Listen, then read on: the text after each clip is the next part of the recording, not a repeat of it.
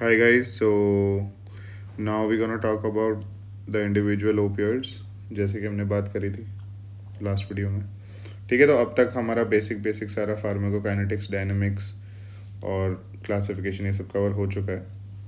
अब individual drug में सबसे पहले दी ओजी हमारा ओल्ड गैंगस्टर मॉर्फिन, इसी की बात करते हैं। तो ये प्रोटोटाइप ओपियोइड एगनिस्ट था, like is the first opioid that we discovered in this universe, अफीम।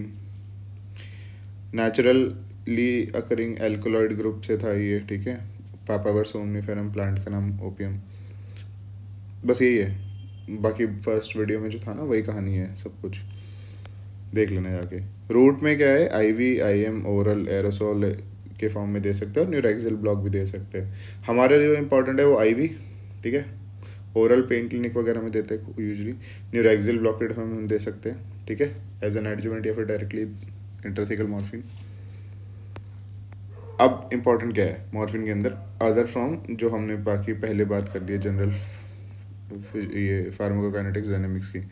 तो स्लो ऑनसेट होता है इसका क्योंकि ये हाइड्रोफिलिक नेचर का होता है। Poor blood brain barrier penetration है सीएनएस की, इसीलिए इसीलिए ऑब्वियसली फिर लिपिड सॉल्युबिलिटी कम हो जाती है ना।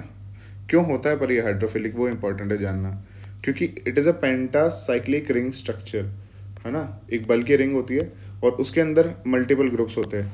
हमारे सेकेंडरी अल्कोहल एक ग्रुप, फिनोल पोजीशन 6 पे। ये मतलब एकदम पोजीशन याद नहीं रखना, बस ये पता होना चाहिए कि पोलर मॉलिक्यूल्स होते हैं इसके अंदर। जैसे ये वाला सेकेंडरी अल्कोहल बताया, फिनोलिक हाइड्रोक्सिल ग्रुप होता है, टर्शियरी अमीन होता है। All these together makes the drug more polar, and that polarity increases its hydrophilicity, thus leading to decreased CNS penetration. इसलिए ना दोबारा भी देना पड़ता है और ज़्यादा देना पड़ता है कंपेयर टू अदर। बार बार ड्यूरेशन भी रिपीट हो जाएगी ज़्यादा, अगर आईवी भी दे रहे होते हैं ना तो 4 to 6 हार्डली। आगे बात करते हैं आयनाइजेशन की। तो पी के वैल्यूज़ की 8 होती है, that is slightly away from the अपना जो पी एच होता है 7.4 प्लाज्मा का 7, तो उससे बहुत दूर है, तो नायन आयनस फॉर्म कम हो जाएगी, ठीक है। हेंडरसन हेसलबैक इक्वेशन की बात करी थी ना, वही वाला फंडा है यहाँ पे। फिर प्रोटीन बाइंडिंग 20 to 40% रहती है, ठीक है, वो भी कम ही है। अब इंपॉर्टेंट इसमें तुम क्या क्या याद रखोगे कि ये हाइड्रोफिलिक नेचर का है, ठीक है, और नॉन आयनस्ड कम है क्योंकि हाईली आयनाइज्ड है। दूसरा प्रोटीन बाइंडिंग इसकी 20 to 40% है, most important being hydrophilic nature. और इसी का फंडा बता दूं, हाइड्रोफिलिक जो नेचर है इसका, that makes it suitable for intrathecal injections. अगर इंट्राथीकल सेंट्रल न्यूरैक्सिल ब्लॉकेड में सिर्फ अगर आपने इंट्राथीकल मॉर्फिन दिया है ना, तो that itself is a considered as a gold standard for your laparotomy procedures के लिए, एनाल्जेसिया के लिए। It's a gold, it is considered as gold standard, क्योंकि वो इतना अच्छा पेन रिलीफ दे देता है क्योंकि हाइड्रोफिलिक नेचर का है। तो अगर आपने ड्यूरा पंक्चर करके अंदर भर दिया इंट्राथीकल स्पेस में, तो it will spread towards the cephalic and rostral spread होगा ऊपर की तरफ, और मेडुला वगैरह में जाके जो कि हमारे सेंटर्स होंगे, हायर सेंटर्स, उन सबको भी जाके वहाँ पे भी ओपियोइड रिसेप्टर पे जाके काम करता है और बहुत अच्छा एनाल्जेसिया प्रोवाइड करता है। अपार्ट फ्रॉम कि स्पाइनल कॉर्ड में तो जो ओपियोइड रिसेप्टर है वहाँ तो काम कर ही रहा है, ठीक है। तो बहुत ही अच्छा एनाल्जेसिया की इफेक्ट आता है। मेटाबॉलिज्म में इंपॉर्टेंट क्या है कि रैपिड ग्लूकोरोनेडेशन होती है इसके अंदर। दो तरह से बनते हैं हमारे लीवर के अंदर, एक तो 3 और 6, ठीक है। तो मॉर्फिन 3 ग्लूकुरोनाइड जो होता है वो इनएक्टिव फॉर्म रहता है, 75 to 80% वही बनता है, तो उस पर ज़्यादा ध्यान नहीं देना। इम्पॉर्टेंट हमारे लिए मॉर्फिन 6 है, M6G बोलते हैं इसको। ये एक्टिव फॉर्म में होता है, 5 to 10% ही बनता है, but it is a good analgesic drug, plus respiratory depression भी कराता है, तो kind of a prodrug ही है मॉर्फिन इसका। और जैसे जो बच्चों को अगर कोडेन वगैरह दिया होता है ना सिर्फ, तो उनमें भी M6G का कॉन्सेंट्रेशन ज़्यादा बनता है, तो वहाँ पे थोड़ा ज़्यादा रहता है रिस्क रेस्पिरेटरी डिप्रेशन वगैरह का, ठीक है। इसके अलावा it is 2 to 4 times more potent than IV morphine, और ओरल मॉर्फिन से आईवी मॉर्फिन 3 times पोटेंट है। बस एक लाइन लिख दी है।